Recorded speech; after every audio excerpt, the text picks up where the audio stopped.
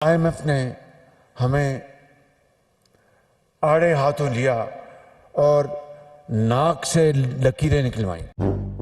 Grade 17 से ऊपर के जितने भी जो लोग हैं, सरकारी मुलाजिम हैं, चाहे किसी भी इदारे के हों, उनके एसेट्स जो हैं वो पब्लिक किए जाएं, यानी कि बाजवा साहब के भी।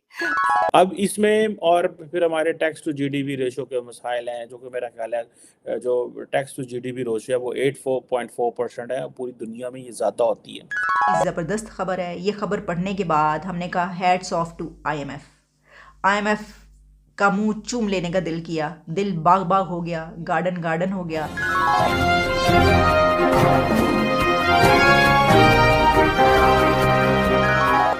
नमस्कार दोस्तों, welcome to over channel Indo Pak news. जैसा कि दोस्तों हम सब जानते हैं कि पाकिस्तान के प्रधानमंत्री शहबाज शरीफ ने माना है कि इंटरनेशनल मॉनेटरी फंड आईएमएफ ने 1.2 अरब डॉलर के कर्ज की तीसरी किश्त देने के लिए बेहद सख्त शर्तें रखी हैं।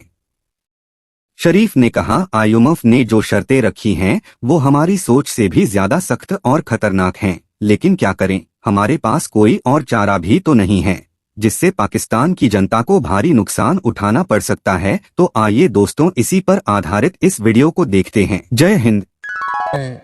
हमें आड़े हाथों लिया और नाक से लकीरें निकलवाई। कहना है कि जी सरकारी जो ऑफिसर्स हैं उनके एसेट्स जो हैं वो पब्लिक किए जाएं, यानी कि ग्रेड 17 से ऊपर के जितने भी जो लोग हैं, सरकारी मुलाजिम हैं, चाहे किसी भी इदारे के हों, उनके एसेट्स जो हैं वो पब्लिक किए जाएं, यानी कि बाजवा साहब के भी। कोई बात नहीं, बाजवा साहब भी तो मतलब गवर्नमेंट सर्वेंट ही थे ना। अब ये और बात है कि उन्होंने हम सबको नौकर बना के रखा हुआ था। वो जो आप जानते ही ना, हमें किस नाम से पुकारा जाता है सिविलियंस को। लेकिन बहरहाल अब आईएमएफ ने ये बहुत कड़ी शर्त रखी है। आईएमएफ का कहना है कि जी फ्यूल प्राइस भी बढ़ाओ, डॉलर के प्राइस भी बढ़ाओ, इसके साथ साथ उन्होंने इलेक्ट्रिसिटी के बिल भी बढ़ाने की बात की है और ये कहा है कि जो हमारे यहाँ जितने भी गवर्नमेंट एम्प्लॉयज हैं 17 ग्रेड से ऊपर के, उनके एसेट्स पब्लिक किए जाएं। मतलब ये कि लो जी, ये तो लेने के देने पड़ गए। अब जब वो पब्लिक किए जाएंगे तो पता चलेगा इतने पैसे तो आईएमएफ के पास नहीं है जितने ये लोग दबा के बैठे हैं। और जाहिर है कि उसके बाद मेरे मुझे ऐसा लगता है आईएमएफ वाले हमसे ही लोन ना मांग ले कि जी ये आपके फौजियों के पास इतना पैसा है, आपकी एजेंसी वालों के पास इतना पैसा है, आपके पॉलिटिशियंस के पास इतना पैसा है, आपके सरकारी मुलाजिम के पास 6 गाड़ियां हैं। ऐसा करें, कुछ पैसा आईएमएफ को ही लोन दे दें। तो मुझे लग रहा है कि कहानी में ट्विस्ट आने वाला है। मगर ये शर्त बहुत अच्छी है और ये शर्त बहुत पहले जो है ये हो जानी चाहिए थी, कंडीशन बहुत पहले आईएमएफ को लगा देनी चाहिए थी, ताकि यहाँ पे जितने भी छोटे बड़े दरमियाने हर साइज के जो चोर हैं वो फड़े जाएं। और ना भी फड़े जाएं तो पब्लिक को पता तो लगे कि जी आखिर चल क्या रहा है। ये जो मासूम मासूम से लोग आके कह देते हैं ना, हमारे पास तो कुछ है नहीं जी, हम तो बस जी बस ये थोड़े से जी 3-4 या 10 बिलियन डॉलर हमने कमाए हैं, लेकिन वो भी बहुत मेहनत से जी। हाँ जी, इस किस्म की बातें जो करते हैं वो पकड़े जाएंगे। और आईएमएफ वाले इस शर्त से या इस कंडीशन से हटने को बिल्कुल भी तैयार नहीं है। उन्होंने पाकिस्तान को कह दिया है कि अगर आपको पैसे चाहिए, अगर आपको हमारे से लोन चाहिए और जो किस्त आप मांग रहे हैं 1.1 बिलियन की, अगर आपको वो चाहिए या उससे ज्यादा की भी, अगर आपको ये पैसे चाहिए, ये डॉलर्स चाहिए, तो आपको जितने भी आपके गवर्नमेंट एम्प्लॉयज हैं उनके एसेट्स पब्लिक करने पड़ेंगे। तो आप समझ लें कि क्या होगा। हुकूमत ये कह रही है कि उनके पास जो पैसा इकट्ठा होने जा रहा है इस दफ़ा, वो 7.4 ट्रिलियन रुपीस इकट्ठे होंगे। अब ये आईएमएफ जो है वो इससे तो खुश है, क्योंकि जो फेडरल बोर्ड ऑफ रेवेन्यूज ने कहा है कि जी हम 7.4 या 7.5 ट्रिलियन रुपीस जो एनुअल है वो इकट्ठा कर लेंगे। फिर भी आपके पास 2.5-3 ट्रिलियन रुपीस का जो है वो बजट डेफिसिट है। अब इसमें और फिर हमारे टैक्स टू जीडीपी रेशो के मसाइल हैं, जो कि मेरा ख्याल है जो टैक्स टू जीडीपी रेशो है वो 84.4% है। पूरी दुनिया में ये ज़्यादा होती है। अब हमें ये पैसा कहाँ से लेके आना है, ये चीज़ें कैसे मैनेज करनी है। आईएमएफ कह रहा है बिजली की कीमतें बढ़ाओ, ठीक है जी।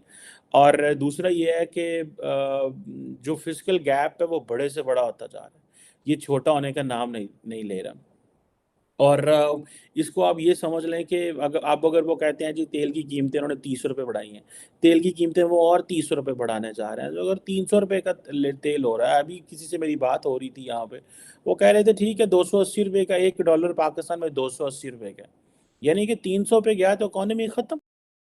खबर है, ये खबर पढ़ने के बाद हमने कहा हैट्स ऑफ टू आईएमएफ।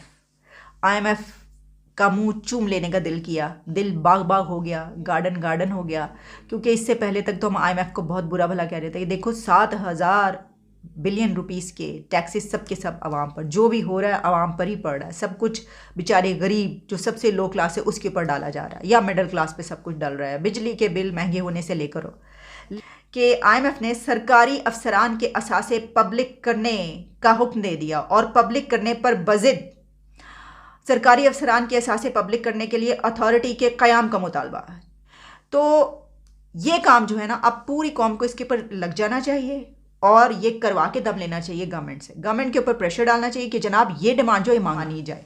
अभी तक जितनी भी डिमांड्स मानी जा रही है ना, वो सब वो हैं जिनसे पब्लिक पर असर पड़ेगा, ये वो है जिससे ये पता चलेगा। अच्छा, इसमें ये है कि जो ट्रांसपेरेंसी है उसके लिए और अकाउंटेबिलिटी है उसके लिए इलेक्ट्रॉनिक एसेट डिक्लेरेशन सिस्टम भी कायम किया जाए।